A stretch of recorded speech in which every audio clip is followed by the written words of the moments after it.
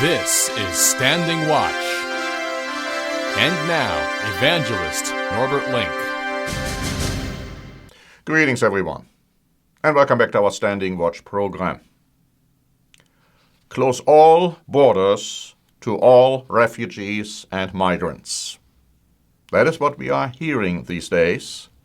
And no, I'm not talking about Donald Trump. I'm not talking about, at this point, what is happening in the United States. I am talking about Germany. And even though the demand is not close all German borders to all Muslims, in effect, that is exactly what is being demanded. First, let me read to you from an article which was published by Breitbart, dated January 18, saying this: Germany should completely close its borders to refugees if it is to solve the migrant crisis, a former president of Bavaria has said. Edmund Stoiber, who is now 74 years old, an elder statesman in the Christian Social Union, CSU, Chancellor Angela Merkel's Bavarian sister party, said Germany had to change direction fast and gave the Chancellor just 2 months to solve the problem. Angela Merkel must now change her position, otherwise there will be disastrous consequences for Germany and Europe, Mr. Stoiber said in an interview with Süddeutsche Zeitung. In what appeared to be an ultimatum, he added that if Mrs. Merkel does not change her policy, there will be a confrontation after local elections in March when 3 German states go to the polls. The only solution that will likely make a difference, Mr. Stoiber added, was for Germany to completely close its borders to refugees for an unspecified period, until, as Mr. Trump said, we can find out what's going on.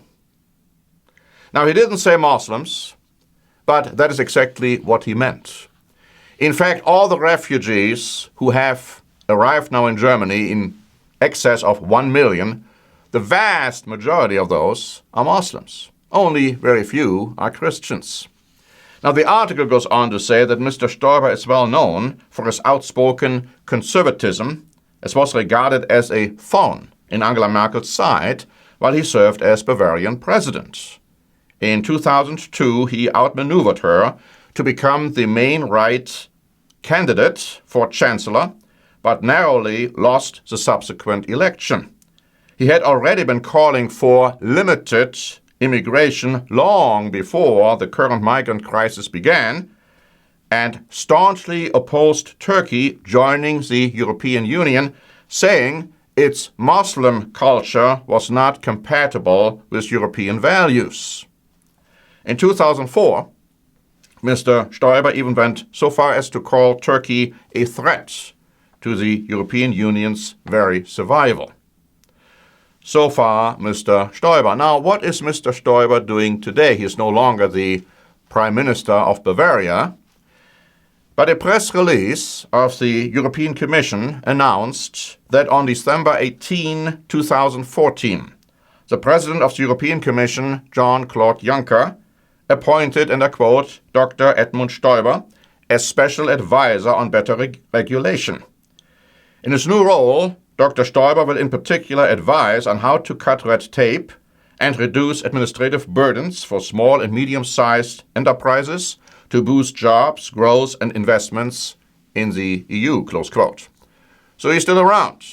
He may not be a very influential politician in Germany right now, but he is still around working for the EU. Now, let me just say that Edmund Stoiber by far is not the only one who is asking for a complete closure of Germany's borders. The EU Observer wrote on January 19 that Germany must be ready to close its borders. German Transport Minister Alexander Dobrindt has said in a direct challenge to Chancellor Angela Merkel's policy. Dobrindt is also from the CSU. Now let me explain something here. Bavaria is part of Germany, but it's also a free state. They have their own political systems, they have their own court systems, they have their own government. But Traditionally, the CSU has always been in coalition with Angela Merkel's party, the CDU. But of course, Bavaria being arch-conservative and also very Catholic. It's an interesting state. And of course, Bavarians are Germans. But of course, most of the Germans are not Bavarians. Franz Josef Strauss, some of you might recall him, those of you who have been around for a long time. He was, of course, the Bavarian prime minister, and Edmund Stoiber was his disciple. And the new one, Mr. Seehofer, about whom I will talk in a moment, he is now, if you please, Mr. Stoiber's disciple. But this article from the EU Observer goes on to say, on Sunday, Bild, Germany's most popular daily, asked on its first page whether Merkel is still the right one. It concluded, Merkel's refugee policy is at the point of failure. Now, I might add, it's already failed. The article says, coming from a newspaper known from its populist tendencies, but which has overall supported Merkel's Willkommenspolitik, in other words, a policy that everybody is welcome, the story could signal a change of fortune for the Chancellor. Austria's Interior Minister, Johanna Mikl-Leitner, has said that from the end of this week, she will let through only migrants who intend to seek asylum in Germany. So in other words, Austria is saying, nobody is coming in here and staying here. If they want to go to Germany to get asylum over there, we'll let them through, otherwise we won't. Otherwise, our borders are closed to them already. Now, Bild also wrote on January 21 that CSU chief and president of Bavaria, Horst Seehofer, threatened with a lawsuit to establish that only a certain number of refugees might be allowed to come to Germany. Now, he's not asking for a complete closure of the borders yet, but only a certain number. And most Germans agree with them. And they say, well, only 200,000 max should come in. Der Spiegel and Der Stern, both German magazines, claim that it is the goal of the CSU under Mr. Seehofer to overthrow Merkel. And that brings me to the next article by Deutsche Welle, dated January 18. And listen carefully to this assessment. It says, there is growing criticism of Angela Merkel in Germany. There are increasing indications that her own party, the CDU, not even talking about the CSU in Bavaria, her own party, the CDU, is distancing itself from her because they're seeing the signs of the time. What is odd is the apocalyptic mood in the media.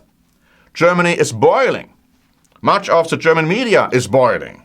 More than 1 million refugees in the country, and more problems, some predictable, some surprising and disturbing. The country is expressing opinions with a new dimension of harshness and a sense of Schadenfreude. Now, what's Schadenfreude? It's defined as a feeling of enjoyment that comes from seeing or hearing about the troubles of other people. So a sense of Schadenfreude accompanies both the disastrous situation and the apocalyptic scenarios. Merkel, whose humanitarian imperative opened up the German borders to refugees, is at the heart of the criticism, the degree of which is surprising. Despite the drama, everyone is against the Chancellor. And then Der Stern Online commented on January 20 that for the first time, and I quote, Merkel pursues policies against the will of the people. And that's very remarkable. Her predecessor, Gerhard Schröder, did the same thing. That had to do with the financial situation. He had to step down. He asked for a vote of confidence by the parliament, and he lost, and new elections had to take place. And Der Stern is speculating whether something like that could happen to Merkel, because after all, elections are scheduled to take place not in 2016, but later. But they said, a vote of confidence could be brought up in front of the parliament. Merkel might lose, and then somebody else might come to power. It's interesting that Merkel became Chancellor after Gerhard Schröder lost his vote of confidence. It would almost be an ironic twist of history if the same now would happen to her. We are not saying it's going to happen, but we are going to say that it's interesting to watch because, my friends, Angela Merkel's reputation is mud. And we don't believe that Merkel's reputation can be restored. It's only a matter of time until she has to step down. And then somebody else will come. Now, the Bible tells you, my friends, that in the end, a very charismatic political leader will arrive on the world scene in Germany, in Austria. And this man is clearly identified in Scripture. He is somebody who will turn things around, who will express the kind of things the people want to hear and to see. Now, it's also interesting that the Bible strongly indicates that this man will be a surprise to many. Maybe he was somebody who was very active on the political scene for a while, and then nobody heard from him anymore, really. And then he's coming back, like the phoenix coming out of the ashes. It's also somebody, the Bible indicates, who actually is coming to power not in the way it's normally done. So all these things and much more are being described in our free booklet, The 10 European Revivals of the Ancient Roman Empire. My friends, the Bible shows you that the ancient Roman Empire would be revived in Germany and in Europe 10 times. 9 times it has already been revived. The last revival is happening right now. And it will be core nations of Europe who will ultimately give their power and their authority to a very charismatic political leader in Germany. We have to wait for these things. Now, this booklet describes all of this. It goes into the history. It shows you what already has happened, how the Bible has been absolutely accurate throughout, and what the prophecies are. And that the Bible will absolutely establish what is going to happen and how the current crisis in Europe and in Germany is important in light of those events. Now, it's also surprising to many that there is now a distinct possibility that Donald Trump might be the next American president. Does the Bible allow for that? Absolutely. Does the Bible say he will be? No. But if he is, biblical prophecy will develop. If he is not and somebody else is going to be the next president, biblical prophecy will develop. Either way, it's interesting to watch these events. And what we are seeing in America right now is somehow copied in what is happening in Europe and in Germany, and vice versa. And so you need to know what is in store. Will there going to be mass deportations in Germany? Will there be a complete closure of the borders? It is definitely possible. So again, ask for a free booklet, 10 European Revivals of the Ancient Roman Empire. And until next time, this is Norbert Link for the Standing Watch program.